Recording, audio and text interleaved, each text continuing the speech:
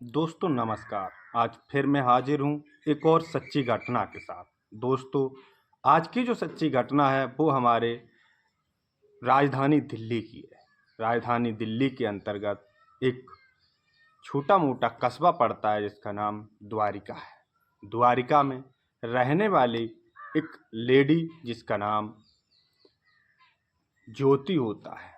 ज्योति अपने ही पास के थाने यानी द्वारिका के अंतर्गत एक थाना आता है। उस थाने में एक सुबह भागती दौड़ती हुई जाती है और पुलिस वालों से कहती है कि सर, मैं बहुत परेशान हूँ, मेरा भाई गुमशुदा है, उसकी गुमशुदा की आप रिपोर्ट दर्ज करिए।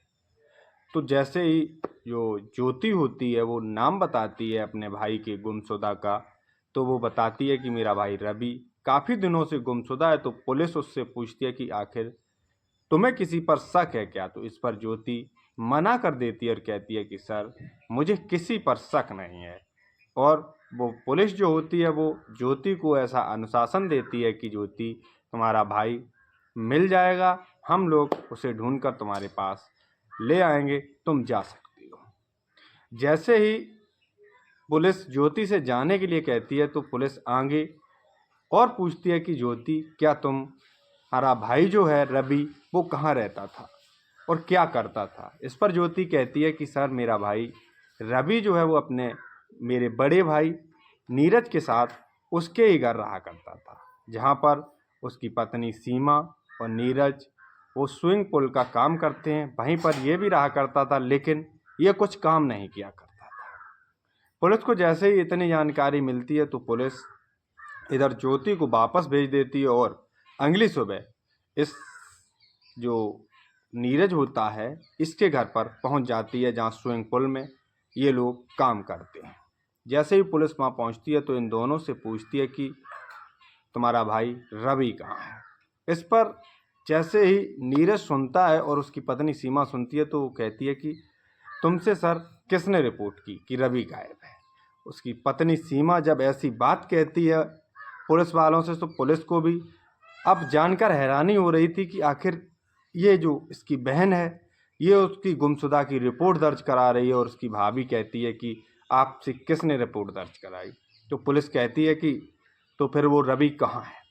इस पर सीमा कहती है कि सर, रवि अभी कुछ दिनों के लिए बाहर गया हुआ है और उसने अपने भाई से फ़ोन करके कहा है कि मैं अभी व्यस्त हूँ और मैं कुछ दिनों में वापस आ जाऊँगा। और अगर वो गुमशुदा होता तो क्या अपने भाई के फ़ोन पर कॉल मैसेज करता? इस पर पुलिस कहती है कि मुझे कॉल और मैसेज दिखाइए। ये रवि के कॉल मैसेज नीरज के फ़ोन पर देखती है तो पुलिस को भी अब विश्वास हो जाता है कि हो सकता है कि रवि कहीं गायब नहीं हुआ है, वो किसी काम के चलते कहीं फंस गया है। पुलिस को जब ऐसा विश्वास हो जाता है तो पुलिस वापस लौट आती है और अपने काम में लग जाती है, और वो न रवि को ढूंढने की कोशिश करती है और न कुछ। और वो पुलिस जब वापस थाने आती है तो उस नीरज से और उसकी पत्नी सीमा से कहकर आती है कि जब ये रवि वापस घर लौट आए तो आप पास के थाने में हमें इत्तला ज़रूर कर देना कि अब मेरा भाई रवि वापस घर पर आ गया है। पुलिस इतना कहकर वापस थाने में लौट जाती है और इधर धीरे धीरे समय गुजरने लगता है। ऐसे महीने 2 महीने का समय निकल जाता है और फिर दोबारा से उसकी बहन ज्योति फिर से उसी स्टेशन में जाती है और थोड़ी कड़क आवाज़ में पुलिस वालों से कहती है कि सर, मैंने आपसे शिकायत दर्ज की थी कि मेरा भाई गुमशुदा है, आपने पता नहीं किया, आखिर कारण क्या है? इस पर पुलिस कहती है कि हमारी जो भाभी और भैया हैं बड़े, उनके घर पर हम लोग पता करने के लिए गए थे तो बोला कि वो तो कहीं काम में व्यस्त है। इस पर ज्योति कहती है कि सर, आप पता करिए, उन्होंने ही मेरे भाई, छोटे भाई रवि को गायब कर रखा है।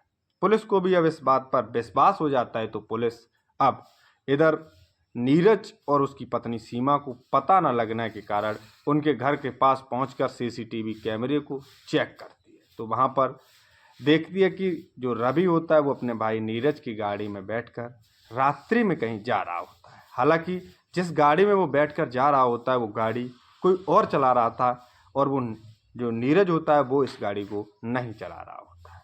इसके बाद पुलिस थोड़ी दूर जब गाड़ी निकल जाती है तो गाड़ी गाजियाबाद की तरफ जाती है, तो उधर का भी सीसीटीवी कैमरा पुलिस चेक करती है। पुलिस जब चेक करती है तो पुलिस देखती है कि इसमें तो जो रवि है वो बैठा है अभी, और ये लौट कर घर वापस क्यों नहीं आया। इसके बाद पुलिस रवि के फ़ोन का CDR निकालती है और पुलिस देखती है कि रवि की जो लोकेशन है वो आज के 2 दिन पहले उत्तर प्रदेश की दिखा रही थी, उसके फिर 1-2 दिन बाद फिर से द्वारिका की दिखाने लगता है, जिस पर पुलिस को अब ज़्यादातर शक उसके भैया और भाभी के ऊपर चला जाता है। पुलिस ज़्यादा देरी न करते हुए उस नीरज और उसकी पत्नी सीमा को अपनी अंडर कस्टडी में लेकर थाने आ जाती है। इधर उसकी बहन ज्योति भी थाने में उपस्थित होती है और जब पुलिस इन दोनों से पूछताछ करती है तो जो नीरज होता है वो तो कुछ नहीं कहता और इसकी पत्नी जो होती है वो अपने जुर्म को कबूल कर लेती है। वो कहती है कि सर, ये जो रवि है ये अब इस दुनिया में नहीं है, दरअसल इसकी हत्या कर दी गई है। जब ज्योति ऐसी बातों को सुनती है तो वो फूट फूट कर रोना शुरू कर देती है। इधर वो आगे कहानी बताती है कि सर, ये जो रवि है इसका और मेरा यानी उसकी भाभी सीमा का अवैध संबंध थे, जिसमें आए दिन वो इंटीमेट भी हुआ करते थे, लेकिन इस बात की जानकारी उसके भाई नीरज को जरा भी नहीं होती है। जब नीरज को इस बात की जानकारी नहीं होती है और इधर जो रवि होता है वो अक्सर अपने घर पर ही रहता है स्विमिंग पूल से, तो वो उस अपनी भाभी के साथ ही रहा करता था, क्योंकि वो कुछ काम भी नहीं किया करता था, इसलिए वो दोनों आए दिन प्रेम प्रसंग में लगे रहते थे। इधर जो रवि होता है उसने अपने जो हिस्से की सारी ज़मीन जायदाद होती है वो बेच दी होती है। वो करीब 20 लाख रुपए की बेची होती है। जब 20 लाख रुपए की बेचती है तो इधर इन दोनों में प्रेम प्रसंग होता है देवर भाभी में, लेकिन वो रवि एक पैसा भी उस सीमा को नहीं देता। जब सीमा को वो पैसा भी नहीं देता, इस पर सीमा गुस्से में आ जाती है और उसे इस दुनिया से हटाने का प्लान एडजस्ट कर देती है। वो अपने ही दूसरे लवर से इसे इस दुनिया से हटाने की पूरी षड्यंत्र जो होता है वो रच लेती है। वो अपने 2 और मित्रों यानी अपने 2 और लवरों से इसे इस दुनिया से हटाने की बात करती है। इधर सीमा जो होती है वो अपना पूरा षड्यंत्र तैयार करके बैठी होती है और इधर अगले दिन जो रवि होता है वो अपने भाभी से मिलने के लिए उसके घर पर पहुंच जाता है। इधर रवि अपनी भाभी की चिकनी चिकनी चुपड़ी बातों में फंस जाता है और उसकी भाभी उसे चिकनी चिकनी बातों में फंसाकर गंगा स्नान के लिए मना लेती है। इसी के साथ गंगा स्नान के लिए इस जो रवि होता है वो और उसका एक लवर नीरज होता है और उसका एक और दोस्त होता है जो उसके साथ, और एक और उसका दोस्त होता है दीपक, वो उसके साथ दोनों तीनों बैठकर गंगा स्नान के लिए रात्रि में निकल जाते हैं। जब ये निकलते हैं तो एक सुनसान जगह पर जाकर अच्छा मौका देखकर ये जो दीपक होता है ये रवि के ऊपर गोलियों की बारिश शुरू कर देता है। जैसे ही रवि की गोली लगती है तो घटना स्थल पर ही रवि की मौत हो जाती है। स्कीम के तहत ये जो सीमा और उसका जो लवर होता है ये सारे उसकी डेड बॉडी को उठाकर वहीं पर एक नहर होती है गंग नहर में फेंक कर और वापस अपने घर के लिए चले आते हैं। इधर जो रवि होता है उसका मोबाइल दीपक खुद ही अपने पास रख लेता है और उसी के फ़ोन से उसके भाई के फ़ोन पर मैसेज करना शुरू कर देता है कि आप लोग परेशान मत होना, मैं ऐसे किसी काम के लिए आया था और यहाँ फंस गया हूँ, कुछ ही दिनों में घर आ जाऊँगा, जिससे कि उसके भाई को ये शक ना हो कि दीपक यानी रवि जो है वो हमेशा हमेशा के लिए इस दुनिया से जा चुका है। जैसे ही ये सीमा जो होती है सारी घटना पुलिस वालों को सुनाती है तो पुलिस के भी पैरों तले जमीन खिसक जाती है। पुलिस ज़्यादा देरी न करते हुए उस घटना स्थल पर पहुंच जाती है और वहां पर रवि की डेड बॉडी को ढूंढना प्रारंभ करती है।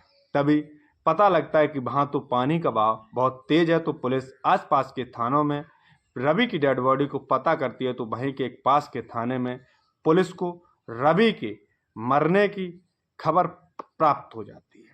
जब पुलिस को खबर ये मिल जाती है कि यहाँ पर करीब 1 महीने पहले किसी गुमशुदा की डेड बॉडी मिली थी, तो पुलिस दिल्ली पुलिस को यूपी पुलिस उन गुमशुदा डेड बॉडी के कपड़ों को दिखाती है तो उसका भाई तुरंत ही उसके कपड़ों को पहचान लेता है और फूट फूट कर रोना शुरू कर देता है।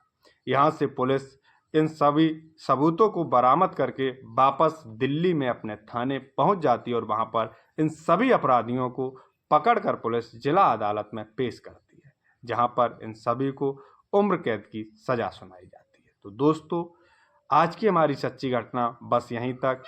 जय हिंद, जय भारत।